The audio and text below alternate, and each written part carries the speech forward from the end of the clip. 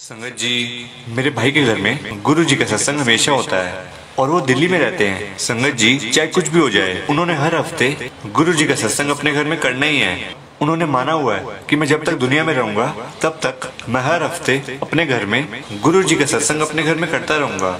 उन्होंने मुझे बताया, वैसे तो मैं हर बार उनके घर में जब सत्संग होता है मैं जाता हूँ, पर एक दो बार मैं नहीं जा पाया। उन्होंने मुझे कहा कि जब मैं अपने घर में गुरुजी का सत्संग करता हूँ तो हर बार मैं देखता हूँ एक बूढ़े से अंकल हैं जो मेरे घर के मेन गेट पे आकर बैठ जाते हैं। वो मुझे पता ही नहीं चलता कि कब आए और कब गए, और वो है कौन। संगत जी, महीनों बीत गए, हर बार सत्संग होना और सत्संग खत्म होने के बाद मैंने उन अंकल को जाके जय गुरु जी कह के प्रसाद दे देना।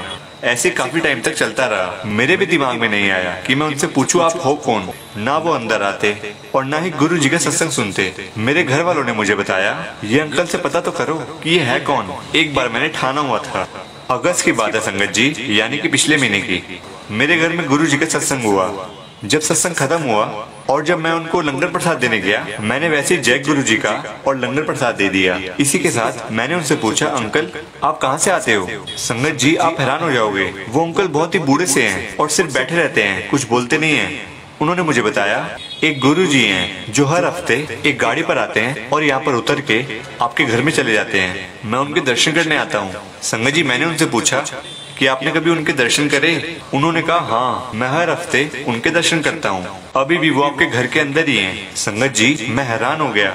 पहले तो मैंने सोचा अंकल मुझे ठीक नहीं लग रहे, मुझे लगा इनको कोई वहम होगा। मैं अंदर से एक गुरु जी का स्वरूप लेके आया और मैंने अंकल को दिखाया, अंकल देखो क्या ये गुरु जी हैं। उन्होंने कहा, हाँ यही तो गुरु जी हैं, ये अभी आपके घर के अंदर ही हैं, अभी ये बाहर आएंगे और इनके दर्शन करके मैं अपने घर चला जाऊंगा। मैंने उनको बताया कि गुरु जी तो 2007 में ही चोला छोड़ चुके हैं। उन्होंने मुझे कहा, बेटा क्यों मजाक कर रहे हो, मैं तुमसे झूठ बोलूंगा, इस उम्र में आके मुझे झूठ बोल के क्या मिलेगा।